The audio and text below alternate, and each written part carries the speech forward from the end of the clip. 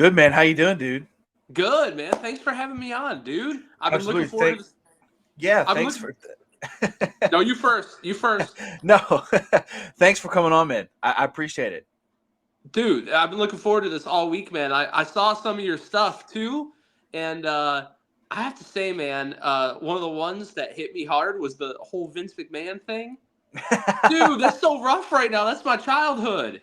Me too, man. Me too. It is but to say it, does it surprise me? Nah, not really. But Right. yeah, it is a sad thing, but yeah, man, I thank you for coming on the show. I took a chance on getting you because I saw your post of your it was on an Instagram ad, I Yeah. think. And I saw it and I was like, huh, that's interesting because I'm usually watching these like the true crime documentaries and stuff. Oh And yeah. so I guess like the algorithm had come through and I saw it. I was like, let me and so I read the summary of the book and the post and I was like, let's see if the guy would come on and tell his story. And you sent me your book, which we're going to talk about here, called My Father's Story: The Murder of the Best Man I've Ever Known. I have not read it, and I'll tell you, and I told you why, but I'm going to explain why. Because when he tells me the story, I want to be pure emotion, pure, real shock, I Mhm. guess, just pure. And so let's just go ahead and start, dude. Take me to, and I was flipping through the book, and Yeah. I love how it's written because it's written as a play, like in a Yeah. play type of like a playwright kind of. And I was like, okay, that's an interesting take on the book because it's probably easier to decipher audio that way when you're listening back, and I'm sure that's kind of how you did it. We'll get into that in a bit. Yeah. But Absolutely, bro. tell me about the process of writing this book. Like, when did you start it? How was the emotions going through it?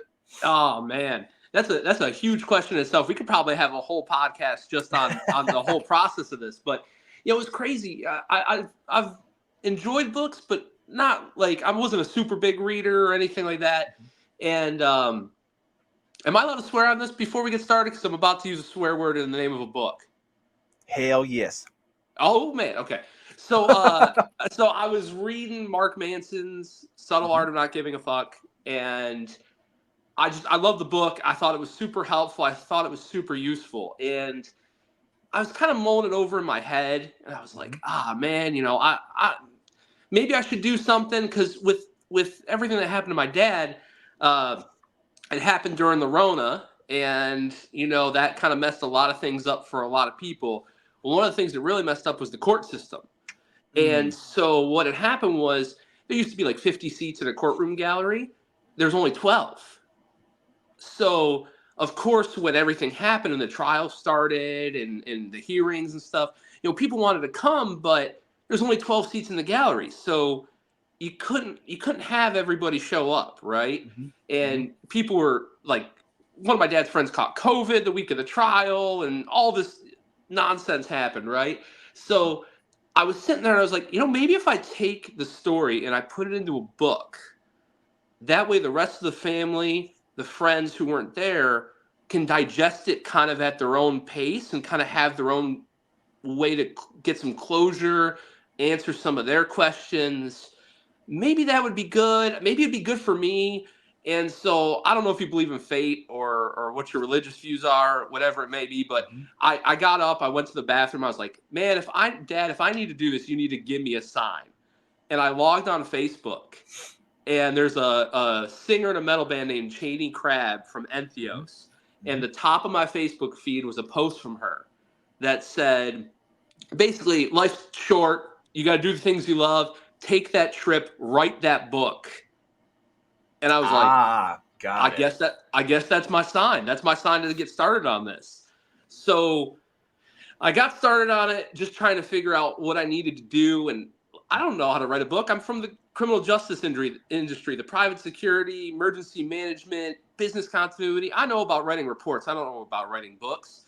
Mhm. And so I reached out to some ghostwriters to help me. And I knew what I wanted to write, but I was like, I don't know how to put it in a format that can get released in a book, and I'm not a graphic designer, so maybe they can help me with the cover. And so what I did was I actually paid the money and reached out to the Manistee courts where the trial was at, and got all the transcripts. And I was like, let me use that as my guide to help me walk through the book. Mhm. And so I did kind of some leading up to it, some background story, so you just weren't thrown into the middle of this crazy trial. Mhm. And then use the transcripts to kind of walk you through, because that's how I found out the information. So I wanted you to walk kind of through my shoes, almost like a play, like you said. I wanted you to feel like you were in the story, finding it out just like we were. So that's how it came about, man. So were you or were you not in the courtroom during the trial? I was, yeah. Okay, okay, okay. I made sure no matter what, even if it was a 10-minute hearing, it's about 3 hours away from where I live. And I made sure that I was there for every hearing, even if it was 10 minutes, 5 minutes, a half hour.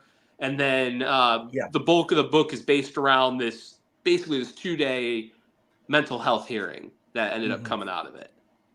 Okay, so Eric, here's what I want you to do.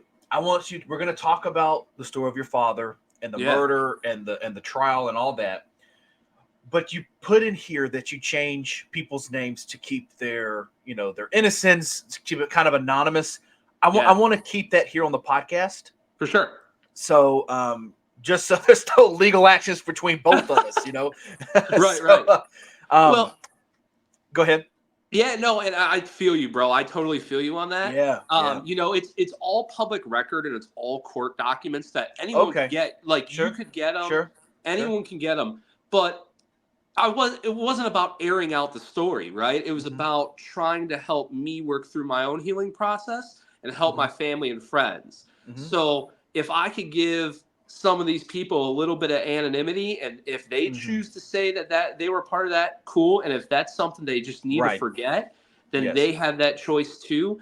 And I mean, who knows? Someone could come along and go by the court records just like I did and release everything, right? And they Hmm. could do that. But I just didn't want to put people through that if they wanted to leave that chapter behind. So take me back to the beginning of your life and kind of what your father meant to you and kind of how he grew as an inspiration and hero to you. Man, that's huge. That's a huge question too, man. That's a whole nother hour podcast. But no, he always was my best friend, especially when I became like 16, 17, right around there. He was a big car guy, mechanic for over 20 years. So we would work on my car together. We'd work on his motorcycle, stuff like that. And we were Mm, always doing something mechanical. I'll tell you a funny story. We took my okay. 1997 or 96 Chevy Malibu, and we took the exhaust off of it. We put a Harley exhaust on it from a Harley Davidson motorcycle. So it was so deep and guttural, it would shake cars as it would drive Yeah. by. We put an intake on it. Like my mom always used to joke that she could hear me coming from around the block. Yeah. And so we would always do stuff like that, and just we liked all the same things, just in a different order. So for Right. me, like I'm a musician and I play bass and drums, and my dad loved music. It wasn't his favorite thing. His motorcycle was his favorite thing, but we both love going to concerts. Hmm. And I love motorcycles and I love going to see them and the artwork and the mechanics behind them. But that was his favorite thing. So we just enjoyed all the same things in life, and big foodies, love trying different beers and craft beers. So Hmm. it was like we were always doing something. Every weekend, it felt like we were always doing something. We were always going somewhere. Hmm. Michigan in the summertime, I don't know where you're at and like how your downtowns are structured, but by us, there's always like festivals and art festivals and music festivals, and they even have some food ones where you can get some amazing stuff like deep fried Oreos and just this incredible stuff, man. So it felt like we were always doing something growing up, and it felt like my buddies would come out and hang out and we'd all go catch a concert, or we'd all go to, they have one called Arts Eats and Beats, where you have like vendors selling paintings and all these crazy food trucks and wonderful bands there too. So he was he was so intertwined. He wasn't just a dad to me, he was also a best friend as well. So it's it's crazy when you think of someone so integrated into your life and so just removed, right? So, Mhm. growing up, it was super nice to have him so integrated in. The thing about my dad too, he was such a hard worker. So even if he couldn't be there, like for something of mine, he always took the time to make me feel like after the fact that we would talk about if he missed a gig of mine and the band was playing, we'd sit there and talk about every single song and what went right and what went wrong. And it might be like 6 hours just talking about a half hour or 45 minute set we had. So he was huge, man. He was absolutely huge in my life growing up, and I think that's probably why he became my hero too, as well. I I kind of have a similar kind of growing up like that. It was like my parents like what I like, but in a different aspect, in a different way. So it's like Yeah, you get to learn from each other.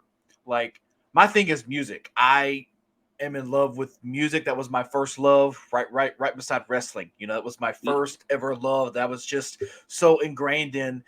And when I love something and when I just have this yearn for it, I study it. And I right. study it until I just cannot study it no more. And I love teaching my parents, my friends. I can't wait to teach my nephews and my niece when they get older about the music that I love. And I love learning from them as well. Where it's Yeah, like my mom, we both love movies. She just happens to like a different type of movie than I do, but we still share that same love and affection for movies right. and for music and for and it's just and it's crazy that because I hear all the time, parents they kick you once you're done with high school. I've done raising you. You got to get out, and it was kind of Yeah, like my parents were like, if you don't need or can't leave, I'm not kicking you. I'm not kicking you out. Like so right.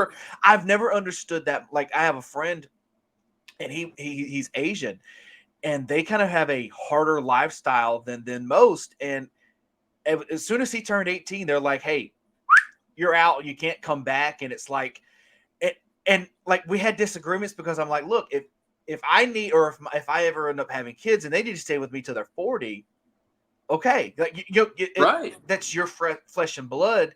And so we're going down this tangent here, but I understand exactly what you're saying, as if Right. because it's someone that can teach you authority. Hmm. As a parent, they have to teach you authority, they have to teach you discipline. But there's no rule book for parenting. Anybody that like stupid, Dr. Phil or somebody writes these Yeah, dumb right. parenting books, and it's like, who gets like who gives you the ruler of the world to say here's how you're supposed to parent? I think everybody parents differently. Each child needs parent differently. And so I think it's great when you can discipline a child, love a child, but also hang out with that child. Though Right. though because I never thought, when you go through that phase of where you think your parents are uncool, I don't ever believe Yeah. my parents. I don't think they were ever cool, but they've never embarrassed me to where, you know what I mean? Like me and mom, we still go to concerts together, like That's because awesome. it's what we love to do. We love music, like we love '90s country. That's awesome. Growing up in a small town Mississippi, like we recently just watched Brooks and Dunn, Oh, like late, crazy. like Okay. like late last year, and it's like we have this bond of just and it's crazy that you have that, and it's someone similar, because I always have somebody that's on the opposite, where they're like, 18, you got to be gone because that's when you're a man. And I'm like, well, describe to me the definition of a man. What exactly is a man? Yeah. Because I do not understand when people tell me to man up. What does that mean? Does that mean go out and get somebody pregnant and then come up with the father details? Is that what makes you a man? Or is it what makes you a man is you're doing adult things? Right. And like Y- You know, that's yeah, that's such a ambiguous like term and sentence, right? And we totally gone on a tangent, but I love it, man. I'm loving every second of the tangent so yeah. far. That you're right, man. And I think we got to step away from that and realize that everyone's a unique individual, right? You're going to have people who get it and at 18 are like, yeah, I need my space and I need to figure this out and I need to have this. And there's other people who are going to say, hey, listen, like, I'm going to hang around a little bit longer. I'm going to do college, this and the next thing. Like, my mom and stepdad are wonderful. They let me stay in the house till I was like, I think it was 24 or 25 before I left, because it was great. I'd be playing Gears of War with my stepdad and having a great time. We'd be talking about UFC fights that were going on. My mom's an incredible cook, and I would, I would love to help my mom cook and hang out with mom and stepdad. Let me stop you for a second, because I want to hit on that before we go any Yeah. further, because I want to know about the book and your father's story. Yeah. I currently, and I used to be ashamed to say this, I'm not anymore. I currently live with my parents, and I'm 25 years old. Okay, Dude. but guess what I'm doing? It's not like when people think kids or adults are living with their parents, they're thinking what the society, what social media, what movies, what all these things are making fun of. You're like a kid that is still playing video games, watching TV, not having a job, not being responsible, not paying bills. That's actually the opposite, because it's like I tell them, if I don't have the money to pay my phone bill, my phone is going to get cut off. If I don't have, it's like they're not going to, but it's also, guess what it's doing? It's allowing me to save for my future. Because Absolutely. in this economy in 2024, dude, I was going to buy a new car. I'm using, I've had this car for a long time, and I was like, I'm going to go, trade it in possibly. And it was like, with the trade in and like a down payment was like $6,000. And I go, this is not even a new car. This is like 6 years old. And I go, yeah, the economy is crazy. And so it's like, who cares if you live for your parents to your 30 or 35? Sure. Is it normal? Probably not, but I've never been called normal my whole life. So what does that really matter to me? Well, exactly. And like, what is normal anyway? It's the same thing as we mentioned earlier about being a man. Like, what does that define you as? Yeah. And I think the beautiful thing about what you're doing is you're playing it smart, man. You're not rushing out there trying to take on the world head on. You're building your future brick by brick, smart at a time, right? So you saw the car thing and you're like, hey, you know what? Maybe I'm good for a little bit and I'm fine. And I'm going to wait for this to figure it out. And I don't blame you, man. It's crazy out there. Like, it's crazy. With the car stuff, the inflation, and I'm not super, that's not my discipline. That's not what I know a lot about. But what I'm saying is, I don't blame you one bit, man. And if you have such a great relationship with your parents, take that time, build yourself up, build that bank account, eventually save up, get that new car, put more money down on it. Dude, you're doing it the right way, man. You are absolutely doing it the right way. And don't get me wrong, I know people who don't have that great relationship and can't do that. But Me too. there's that kind of societal, like we talked about the man thing, like you got to be out, like you got to have your own place. You got to, you're 24 or whatever, or 25, you got to be hitting your swagger. You're not driving a BMW and making 100K yet, and you don't have 10,000 followers on Instagram. Like, it's so ridiculous to me. And I'm sorry, I was never on social media a ton before doing the whole book thing. And I was like, well, Instagram is supposed to be really good for promoting books. I'll get out on it. It's crazy to see out there, like, the expectations, quote unquote, Yeah. And, I used to, I mean, therapy has done me well. But I used to hate myself because I was not like, I had this goal for myself. Like, I had this entire set of, at this age, I'm going to do these certain things. And it didn't turn out that way. And then you realize, and you're like, wow, look at this, like this Billie Eilish girl. She's 20 years old and is humongous. And it's like, well, hang on a second. What lifestyle did she have growing up? Where did she grow up? What did her parents do? What did this happen? You know what I mean? Like, she and a lot of people probably have more, because I live in a town. I think we're up to maybe, I don't know, 2,000 people, 2,000 population. So it's a very small town. But yeah, man, it's all in how you were raised, where you were born, and kind of what necessities do you need? You know what I mean? Like, I don't know if that makes sense, but no, I think I get what you're getting at. But like, even my dad is going to be. I'm working on a second book. I'm putting a structure together for a second book. And my dad had a quote one time. We were talking about. He lived by me, right? He lived kind of on the east side of Michigan, kind of where Detroit area was. And then he followed his dreams, man. And he got a beautiful property up by Manistee, Michigan, which is kind of up north, as we call it. And it 10 acres of property, beautiful in the woods. At night, no light pollution. You could see all the stars. I mean, it was incredible. It was an absolutely incredible place. And I talked to him. He didn't know anyone when he moved up there, right? He had his ex Right. up there for a little bit, the one who we will discuss in the book. But then she moved out and she wasn't living with him. So he was up there by himself with his dog.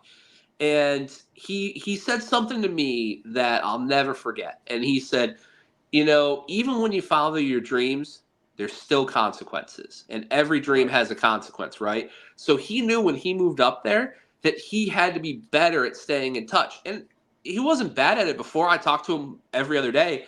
But I mean, when he was up there, I talked to him all the time. I probably went to visit him once every month or every other month. And when you talk about Billie Eilish, right? That's great. She's killing it. She's doing great. But we only know about that much of her life and what she's Right. really Yeah. got going on.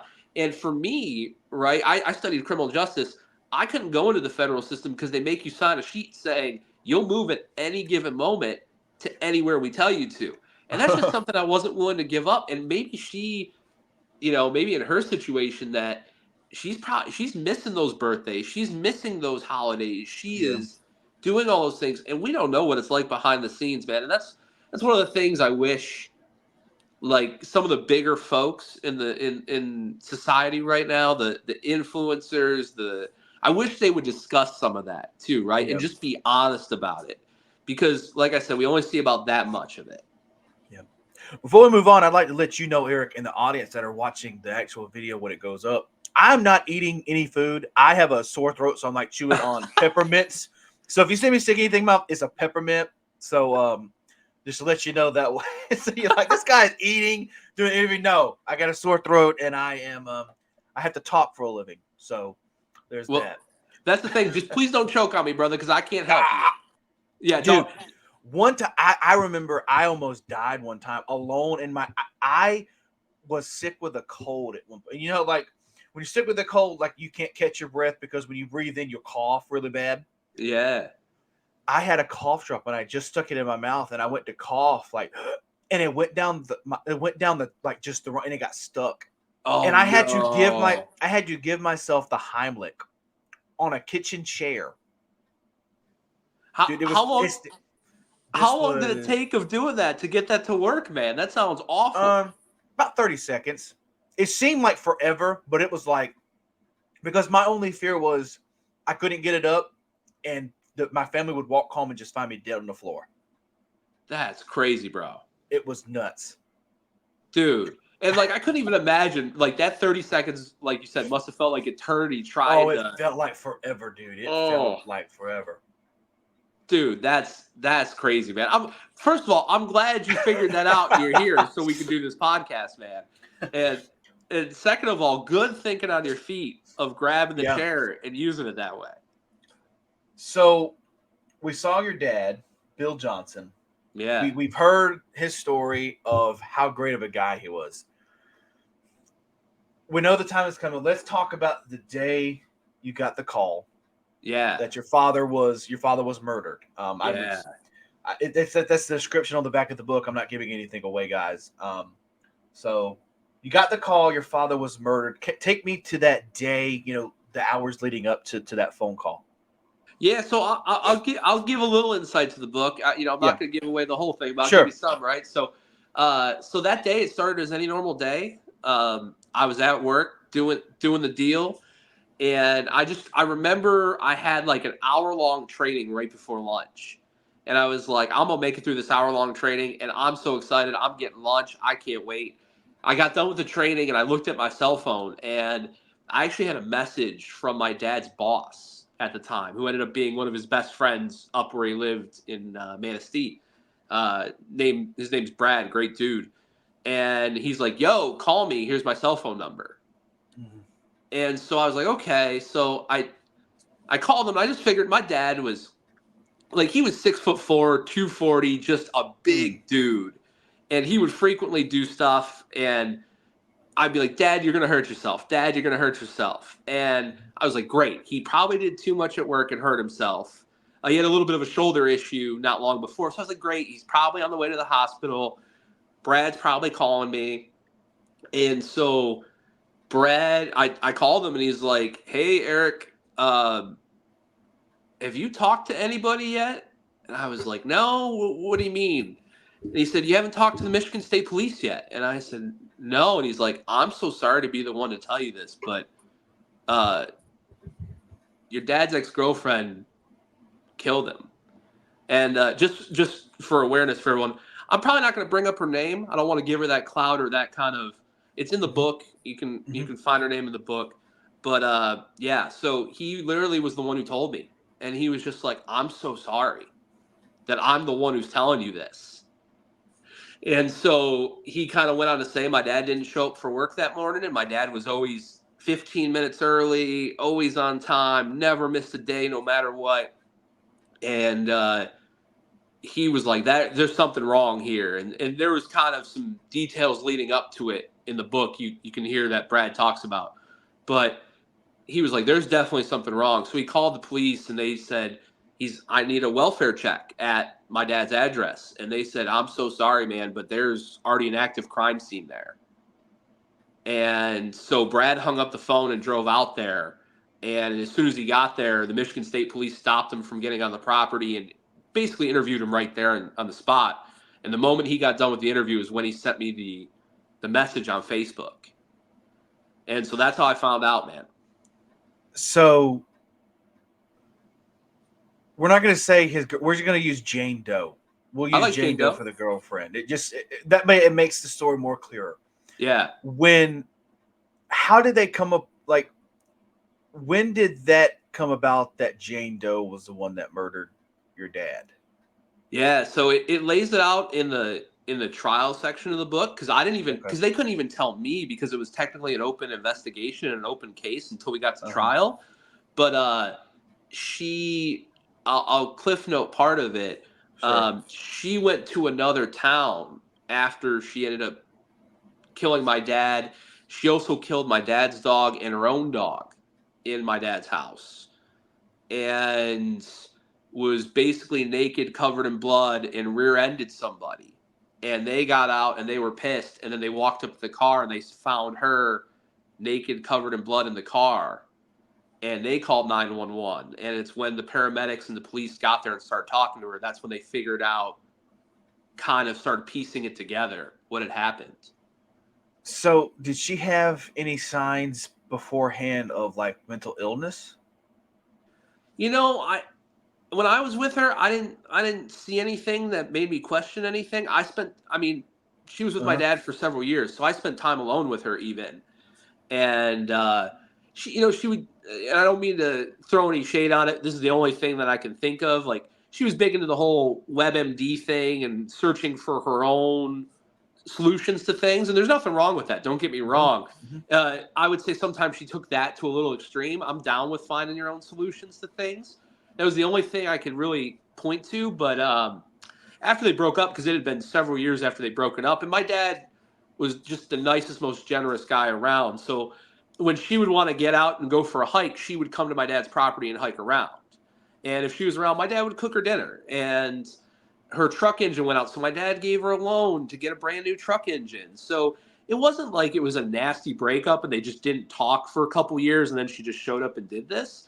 Hmm. Like my dad was still a great friend to her and still tried to help her in life.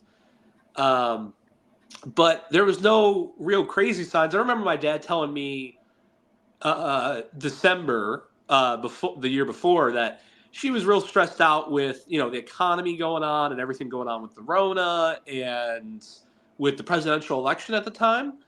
But I think a lot of people were, and I didn't take it as anything more than that. I feel like a lot of people were stressed about all those things. Hmm.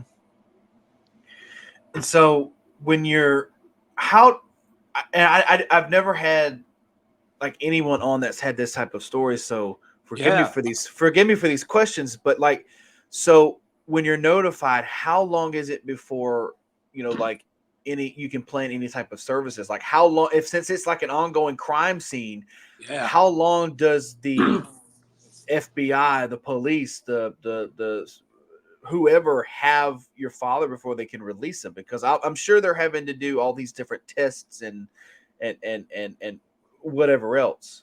Yeah. No, and good questions, my man. Um, so Brad called me around lunchtime, and then 2 hours later, the Michigan State Police called me. They're the ones who led the investigation, Hmm. and they notified me and started asking me some questions. Not that they thought I was a suspect or anything, but just Right, to try to get some right. information and some context to things. And so they had my dad's property. Oof.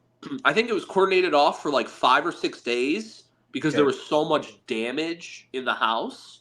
I Mhm. mean, they had to rip up all the carpets. They had to throw out, I mean, priceless things in the house too, like old lamps that had been in our family for, forever, and that old like oak table that, grandpa made and stuff like that. You know what I mean? Like, Mhm. there was so much damage that was done in the house.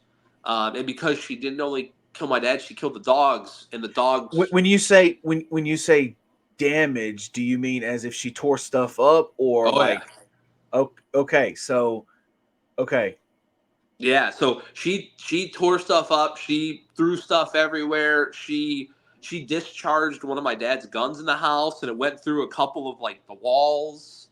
Mm. So there was damage everywhere, and so they had to keep. I think they had it for about 5 days or something like that.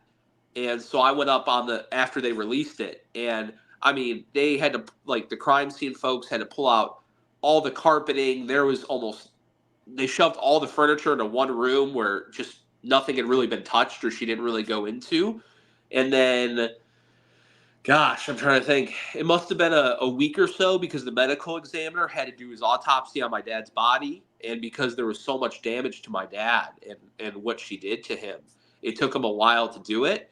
And at that point, they called us, and it was a really hard phone call. I remember they just said, you're not going to get the body. Like, you need to cremate the body because you can't have an open casket for him. So that was a wild phone call, man. It was, and especially because we didn't know a whole lot what was going on until the trial. So just to hear that was, I mean, it was gut wrenching. It was so gut wrenching. Forgive me for asking, but I kind of want to know. I don't Go ahead, how man. how did she murder your father? Did she stab it? Was it a gunshot? Was it? And I know it's hard to talk about, but we got to get the information Yeah, out there. no, for sure, man. So she tried to use one of my dad's guns and it failed. It actually Okay. jams, Okay. and she ended up using basically like a giant steak knife type Mm. of situation. And so it's in the book, like the actual medical examiner's Okay. testimony, and you can hear all about the wounds and the wound tracks and all of that. But basically, I can't remember the exact number, but it was over 12 different entry wounds into my dad, with multiple times where she didn't pull the knife all the way out, but reinserted it in a different wound path. So while there was like over a dozen entry wounds, there was even more than that stab wounds. She also, at one point during the assault, hit him with a lamp and like fractured his jaw. Mm. Um, I'm trying to think, and hit him over the head with, I think, another lamp as well too. So So okay, your father is murdered. She goes off full of blood, naked, into a vehicle, flees. Police find her, question her. They figure out, oh hey, somebody was murdered. You've had a yep. part of it. Okay. What happens then? Are you contacted and said, hey, Jane Doe is who is the main suspect? And that, so how are you notified that there's going to be a court case and Jane Doe was the one that murdered your father? Yeah, yeah. So, I mean, I knew right away because that's what Brad had ended up telling me, and that's what he was able to figure out. So they uh, figured out pretty quickly then, right? Like oh, the oh, same day. oh yeah. I mean, Okay. but like by the time she had murdered my dad and his dog and her dog, and left and went to someplace else, by 12 p.m. they had her in custody They were at my dad's house having it coordinated off. They had the medical examiners on site, and Brad had already talked with them and been interviewed by them.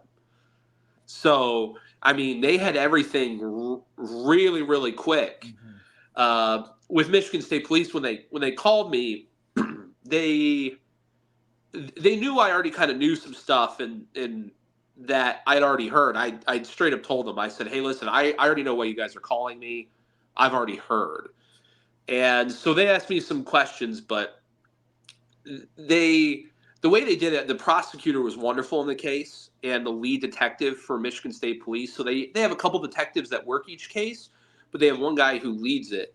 And they were so nice to us because they're not allowed to tell us really anything because it's an open investigation and we're not law enforcement. But they actually did meet with us before the trial, and we were allowed to ask some questions and maybe get like 40 to 50% of the information and kind of figure some things out based off of that. So that way, when we went to trial and we went to the hearings, we weren't as, I mean, it was still shocking. Don't get me wrong, but we kind of, it softened the blow a little bit, if that makes sense. Okay, so trial day comes. Yeah. Are they, what does she plead guilty or not guilty before the before the court case comes? Yeah, so I'll give you a little rundown. It kind of Okay. actually, it happened over about somewhere about 8 months worth of time. And so what happened is, first you get your arraignment. So they tell you what they're charging her with. So they charged her with an open murder charge, which means they could choose to charge her with any of the different murder statutes that are in effect for Michigan. They charged her with two different death of an animal charges and murder of an animal charges. They charged her with Wow, three. you could that's a law, like a murder of an animal. Yeah, you know, Okay, I don't think I knew that. yeah. So despite, and I don't know exactly where it came from. I had heard that one of our recent presidents, who caused a lot of controversy, did some stuff with that, and Okay, made it a thing. And yeah, it's actually a felony. It's a felony charge if you murder an animal with wow, unjust circumstances. So not only did she catch the murder charge for my dad, she caught the two felony murder charges for both the animals as thank well. God, good. I Like know, right? you know what I mean? Like it's one thing to kill a human, but to kill an Yeah. animal that was like didn't do anything. You know what I mean? Like Well, and exactly, like my dad's dog knew her, yeah, and even in her own testimony, even in her own words, at first my dad's dog didn't really know what to do, but then when my dad's dog realized what was going on and attacked her, she killed my dad's dog. And then at that point, she just killed her own dog. Like, like who in the hell does that? You know what I mean? That's just awful. And so and that just I'm shows you, Eric. That just shows you how loyal an animal can be to anybody, yeah. because he's seen that his owner was getting hurt, and he's like, I don't care if I've known you my whole entire life. You're hurting someone, and I'm gonna get at you. Like, you know what I Yeah. mean? And like that's emotional, because it's like you know you love them and you think they love you, but you're like, man, you just feed me and all that stuff. That's why. But it's like, no, like, you know what I mean? Like, it's Right. crazy. Yeah. So, yeah. So she caught those charges, and then she got Okay. three charges for felony firearms use and possession because she fired off one of my dad's firearms in the house while committing a crime. So that's another felony charge. And then I don't remember. I think she took one of the guns in the car with her, and that's why she got another felony charge for one of the firearm charges. So Okay.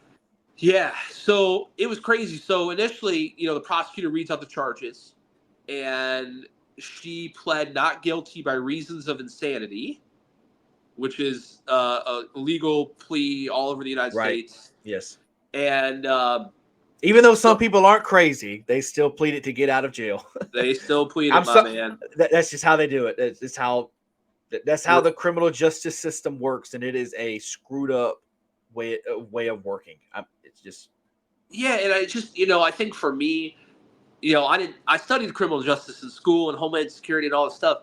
It's one of the areas where they touch on, but they don't teach you a ton about. So even me, someone who studied it, I was like, what is going to go on here? Like, I had no idea, right? And I thought I had Yes. ideas of what was going to go on, but I didn't either. So basically, what they did was they did the first hearing with the charges.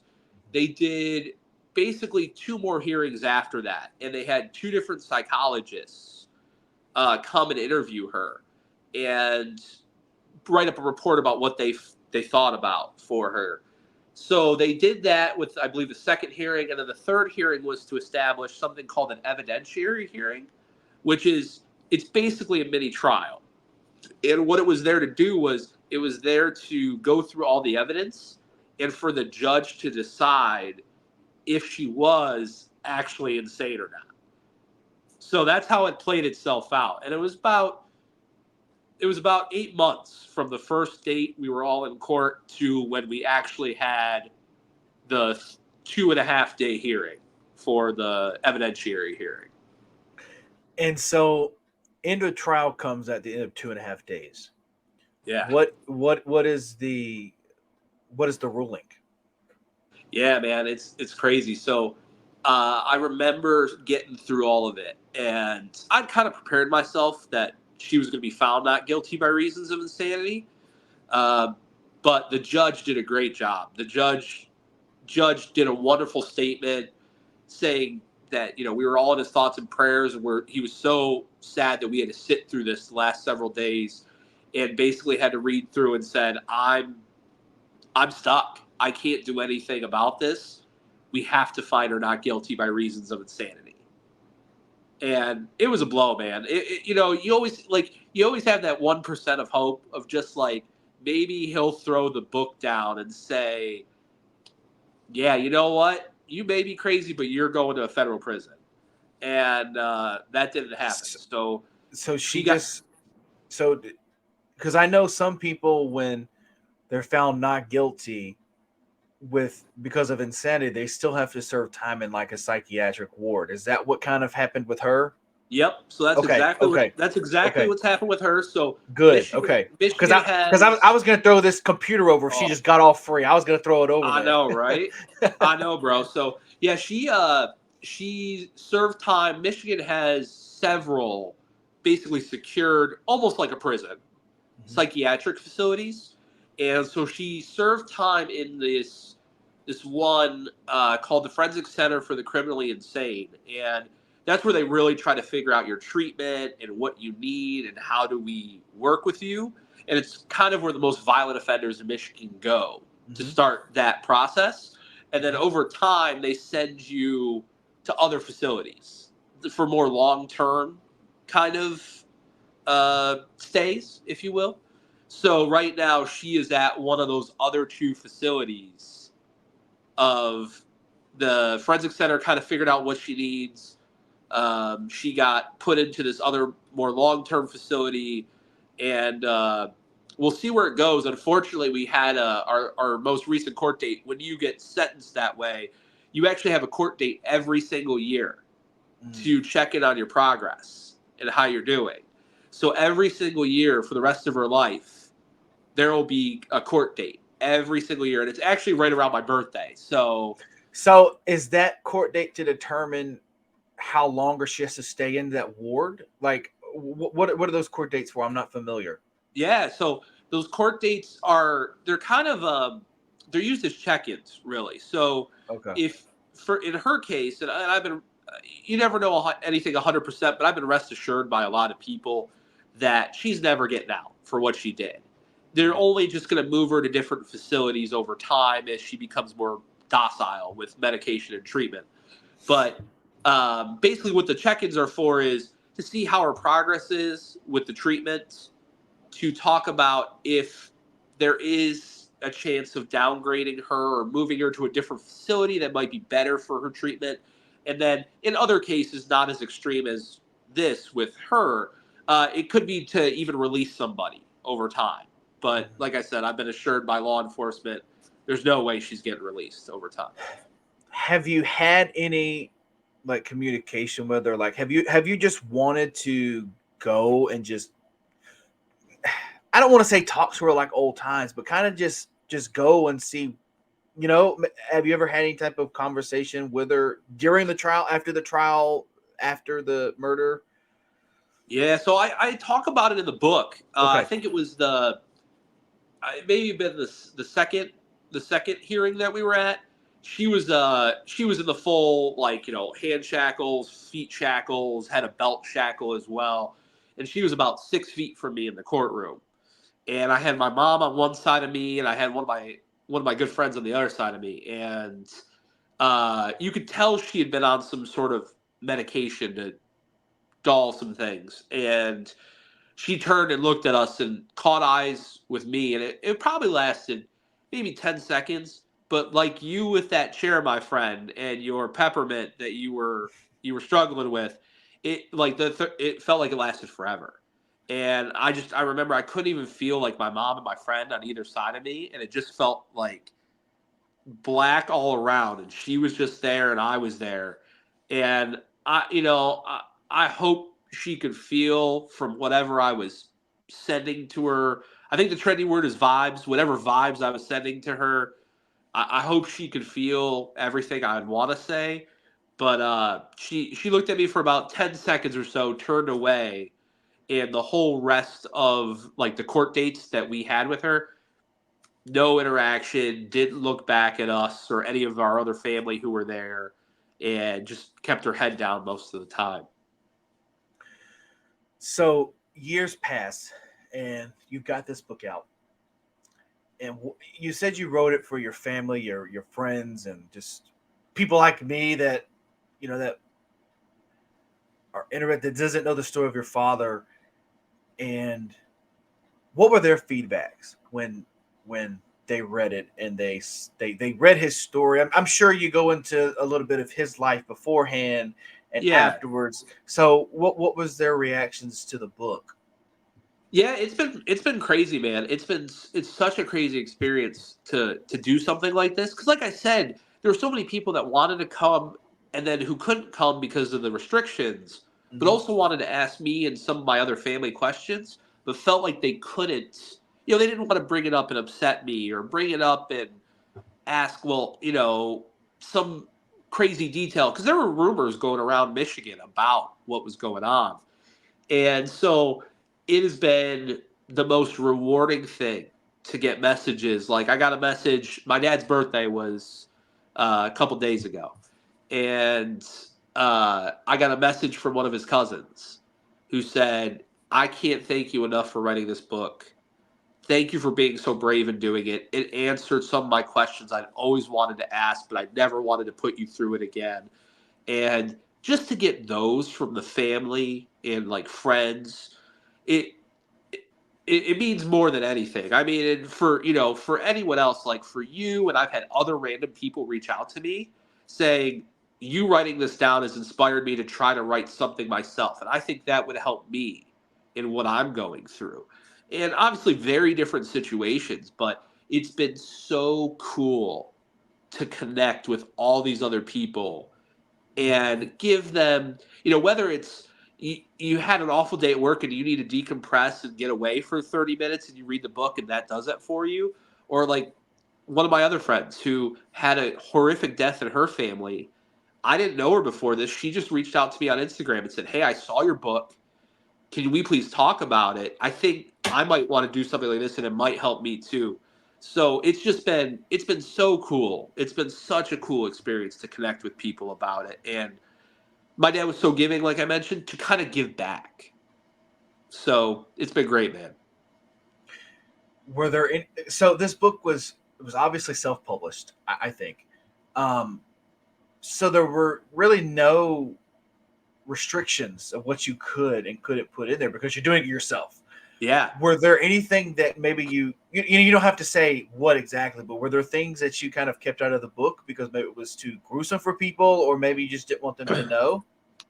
Yeah, so I kept very few things out of the book, Okay. actually. One of the biggest things I kept out of the book was during just the testimonies of some of the police officers. I had one of the lead investigators who actually interrogated her in the hospital, um, came up to me and put her hand on my shoulder, and we just kind of had this moment in the courtroom, and that's the only moment I left out. That is literally everything Can, else. okay, why did you leave that out? Because that may be an important part of the story, right? Yeah, Or for me, I got into writing it the way I did, and I wrote it kind of like I would write an investigative report for any of my jobs that I've held. And I wanted it to be as factual and as straightforward as possible.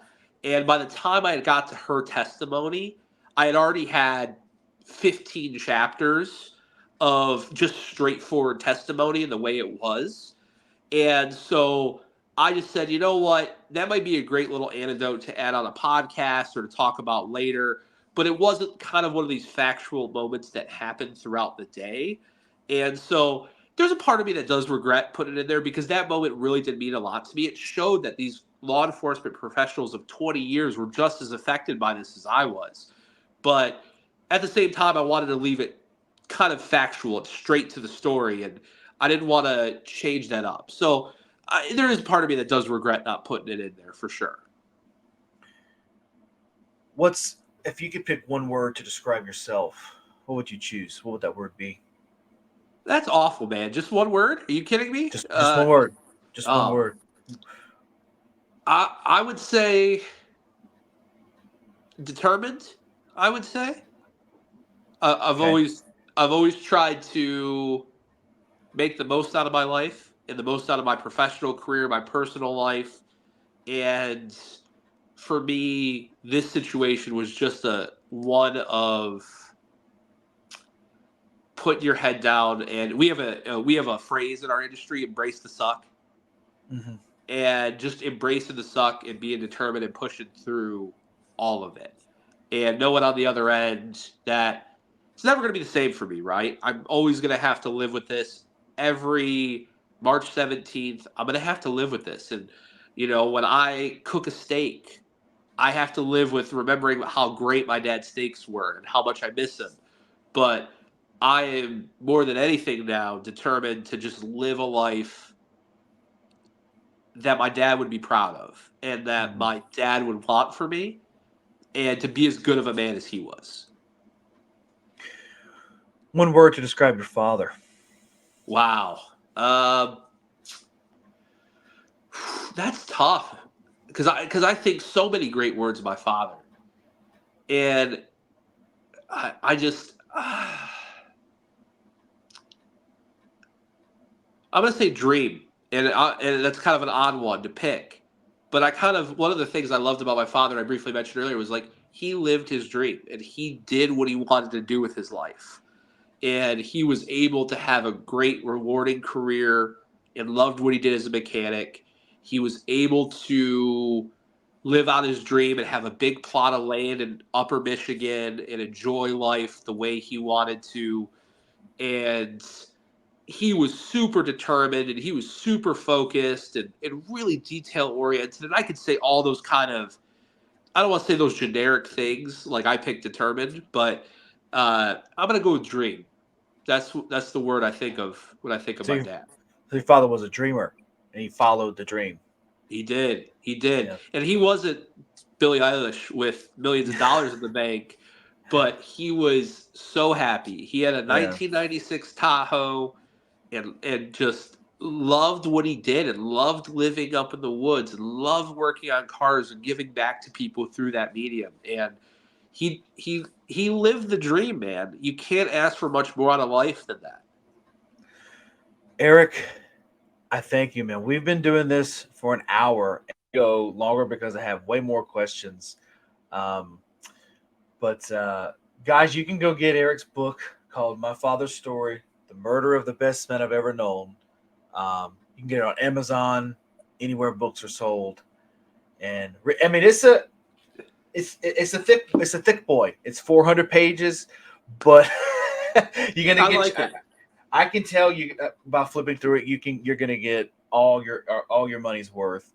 And but thanks for coming on, man, and telling the story. I really appreciate it, dude. For sure, man. Thanks for having me. And to anyone who's gotten the book, thank you so much, first of all. And if you're interested in the story at all, please reach out. Like, I love connecting with folks. So hit me up on Instagram, hit me up on Facebook, wherever, man. And dude, thank you so much for having me and doing this. You ever want to do this again, bro, you just let me know. Absolutely. I'm actually going to start this book tonight. I just finished the book I was reading, so I'm going to start it tonight, and I will let you know when I finish it, my thoughts. Dude, please do, man. I'd love to hear what you have to say about it. Yeah, man. All right, dude. Let me end this recording real quick, and